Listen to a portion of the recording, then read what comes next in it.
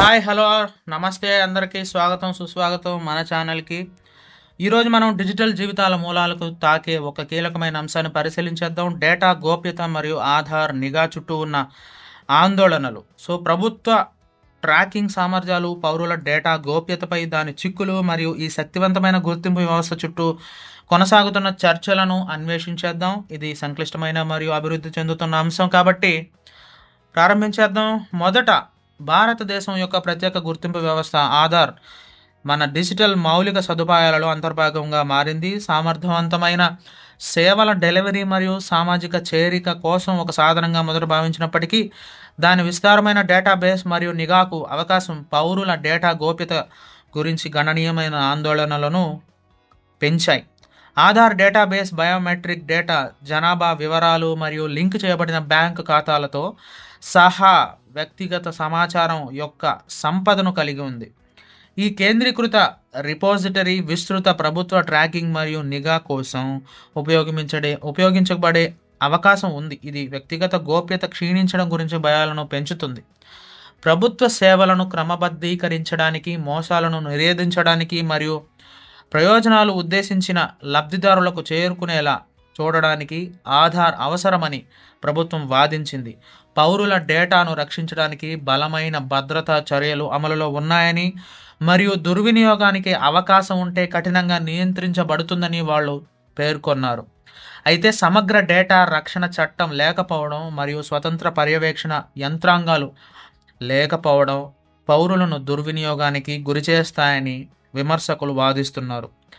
Data ఉల్లంఘనలు, అనధికార ప్రాప్యత మరియు దాని అసలు ఆదేశానికి మించిన ప్రయోజనాల కోసం ఆధార్ డేటా ఉపయోగం గురించి వాళ్ళు ఆందోళన వ్యక్తం చేస్తున్నారు. ఆధార్ అనుసంధానం అనే భావన ఈ ఆందోళనలో మరింత పెంచింది.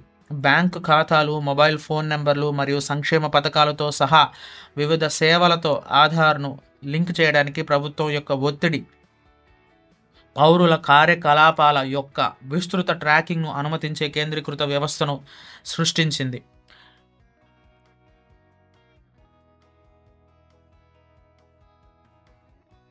ఈ ఆదేశాలు అమలు స్థిరంగా లేదు మరియు దుర్వినియోగానికి సంబంధించిన ఆందోళనలు కొనసాగుతున్నాయి. బలమైన డేటా రక్షణ చట్టం లేకపోవడం పౌరులను దుర్వినియోగానికి గురిచేస్తుంది. ఆధార్ డేటాను నిర్వహించడంలో సాంకేతిక సంస్థల పాత్ర కూడా ఈ చర్చలోకి కీలకమైన అంశం. సున్నితమైన ఆధార్ డేటాకు ప్రైవేట్ సంస్థలకు ప్రాప్యత ఉండకూడదని మరియు డేటా ఉల్లంఘనలు మరియు దుర్వినియోగాన్ని నిరోధించడానికి కఠినమైన నియంత్రణలు అవసరమని విమర్శకులు వాదిస్తున్నారు.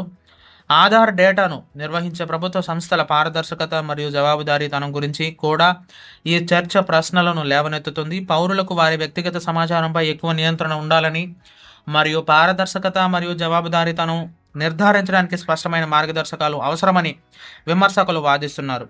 డేటా గోప్యత సాంకేతికత సమస్య మాత్రమే కాదని గుర్తించడం ముఖ్యం. ఇది ప్రాథమిక మానవిక హక్కు. వ్యక్తిగత స్వయం ప్రతిపత్తిని కాపాడడానికి, ప్రజాస్వామ్య విలువలను కాపాడడానికి మరియు అధికార దుర్వినియోగాన్ని నిరోధించడానికి పౌరుల డేటా రక్షణ అవసరం. సమర్థవంతమైన సేవల డెలివరీ అవసరాన్ని పౌరుల డేటా గోప్యత రక్షణలో సమతుల్యం చేసే సూక్ష్మమైన విధానం పరిష్కారం కొనడానికి అవసరం. ఇది పారదర్శకత, జవాబుదారీతనం మరియు చట్టపాలనకు నిబద్ధత కూడా అవసరం. చివరికి ఆధార్ నిఘా చుట్టూ ఉన్న చర్చ డిజిటల్ యుగంలో ప్రాథమిక హక్కుల పరిరక్షణతో సాంకేతిక పురోగతులను సమతుల్యం చేయడానికి కొనసాగుతున్న పోరాటాన్ని నొక్కి చెబుతుంది. సాంకేతికత ప్రజా ప్రయోజనాలు ఉపయోగపడేలా మరియు ప్రజాస్వామ్య విలువలను సమర్థించేలా కొందరు పౌరులు గోప్యతను రక్షించడానికి ఇది నిబద్ధతను కోరుతుంది.